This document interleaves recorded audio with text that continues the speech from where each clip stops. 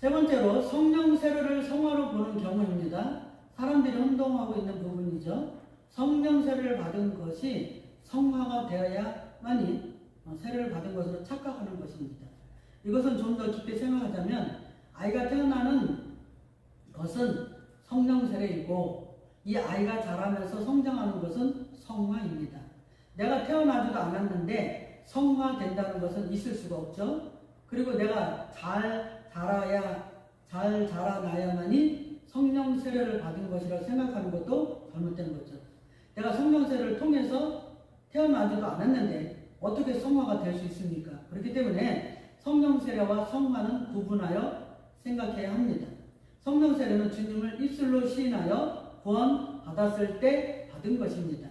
그리고 이렇게 하나님으로부터 탄생된 자들은 열심히 주님의 십자가 복음의 말씀을 듣고 양육을 받아 성화의 삶을 살아가는 것입니다.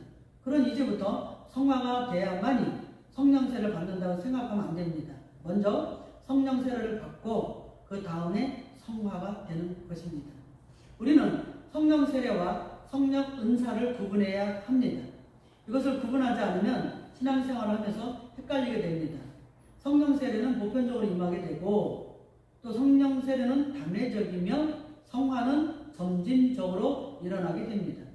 물 세례는 겉사람이죠.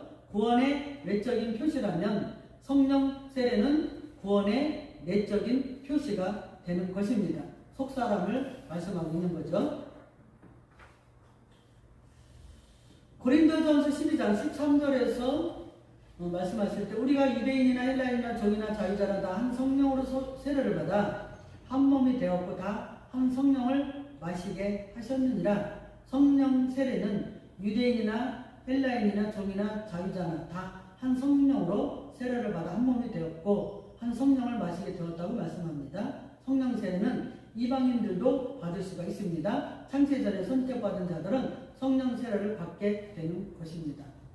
세례를 받아 동사, 직설법, 과거, 수동태, 복수, 1인칭 유대인이나 헬라인이나 종이나 자유자나 쥐, 고하고를 막론하고 한 성령 안에서 세례를 받은 것입니다. 이것은 확실한 사실이며 이방인들도 하나님께 선택받았기 때문에 성령 세례를 받은 것입니다. 직설법.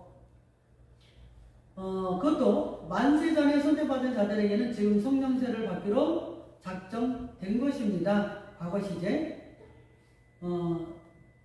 또 아무나 성령 세례를 받을 수가 없습니다.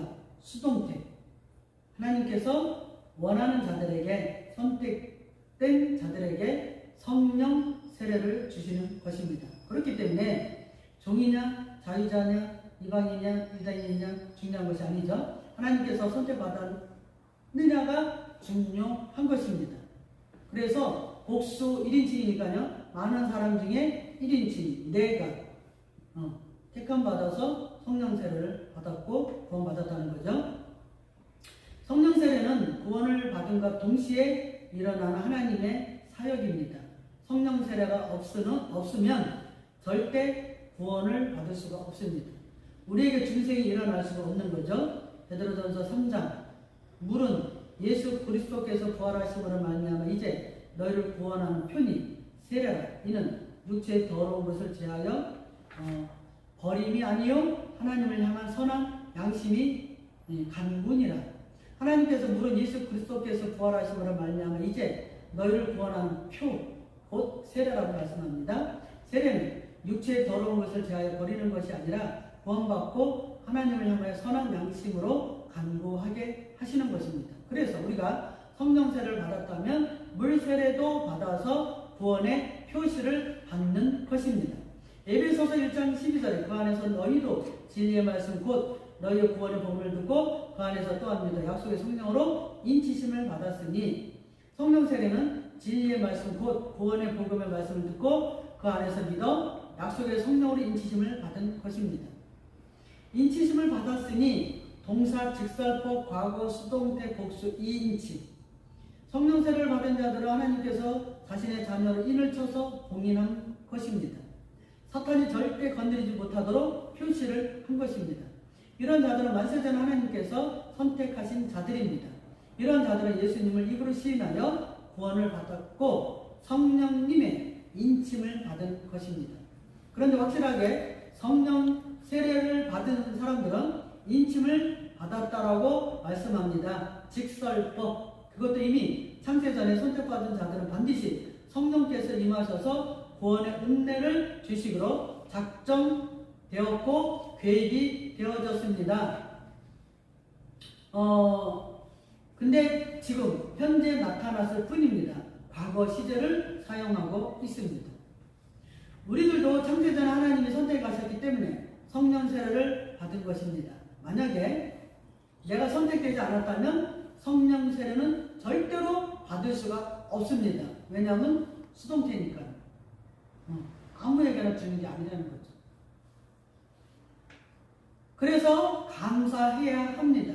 아무에게나 싸구려처럼 성령의 인을 치시지 않는다는 거죠. 이 성령 세례는 너무나 값비싼 것이고 값으로 매길 수 없죠. 아무나 받을 수가 없는 성령의 인입니다. 수동태. 내가 이렇게 성령 세례를 받아 인침을 받았다면 하나님께 감사해야 됩니다. 내가 받은 구원의 인침은 값으로 매길 수도 없고 엄청난 하나님의 은혜이기 때문이죠. 값으로 매길 수가 없어요. 엄청난 값을 주고 우리를 택했고 또 성령을 인쳐 주셨다는 거죠. 그 돈을 주고 살 수도 없는 거죠. 요한복음 3장 5절에 예수께서 대답하시되 진실로 진실로 내게 이르노니 사람이 물과 성령으로 나지 않으면 하나님 나라에 들어갈 수 없느니라. 그럼 우리가 성령 세례를 어떻게 받을 수가 있습니까? 예수님께서 니고데모에게 말씀하십니다. 사람이 물과 성령으로 나지 않으면 하나님 나라에 들어갈 수 없다는 거죠. 이것은 진리의 말씀과 성령 세례를 통하여 받을 수가 있습니다. 그래서 구원받을 만한 진리의 말씀이 있어야 사람이 거듭날 수가 있습니다. 십자가 복음의 말씀을 듣지 않으면 어느 누구든지 절대로 성령 세례를 받을 수가 없습니다. 그래서 오순절에 베드로는 진리의 복음을 선포했습니다. 또한 고넬료 집에서도 십자가 복음을 선포했더니 성령 세례 역사가 일어난 것입니다. 그래서 구원받은 사람이 성령 세례를 받아야 한다고 주장하는 것은 비성경적입니다. 구원받은 사람들은 성령 세례를 받은 것이 아니라 성령 충만함을 받은 것입니다. 사도행전 7장 55절에 스데반이 성령 충만하여 하늘을 우러러 주목하여 하나님의 영광과 및 예수님께서 하나님 우편에 서신 것을 보고, 스데반이 이미 성령 세례를 받았고 구원을 받은 사람입니다. 이 사람이 많은 사람들에게 십자가 예수 그리스도의 복음을 선포했습니다. 이 복음을 듣고 많은 사람들이 마음에 찔려 스데반을 죽이려고 이를 갈고 있어요. 스데반은 성령 충만한 하늘을 우러러 주목하여 하나님의 영광과 및 예수님께서 하나님 우편에 서신 것을 보았습니다. 그렇다면 이제 우리는 성령 세례를 이미 받았습니다. 이제는 성령 충만함을 받아 하나님의 영광을 바라보아야 합니다. 그리고 예수님이 하나님 우편 보좌에 앉아서 통치하시는 것을 바라봐야 합니다. 성령 충만함이 있는 자들은 내세의 축복을 바라보게 됩니다. 지금까지 우리가 성령 세례에 관하여 알아봤습니다. 이제부터 성령 은사에 관하여 알아보겠습니다. 성령의 은사는 구원받기 전에도 받을 수가 있어요. 또한 구원받지 못한 사람도 성령의 은사는 임하게 되는 것입니다. 아멘.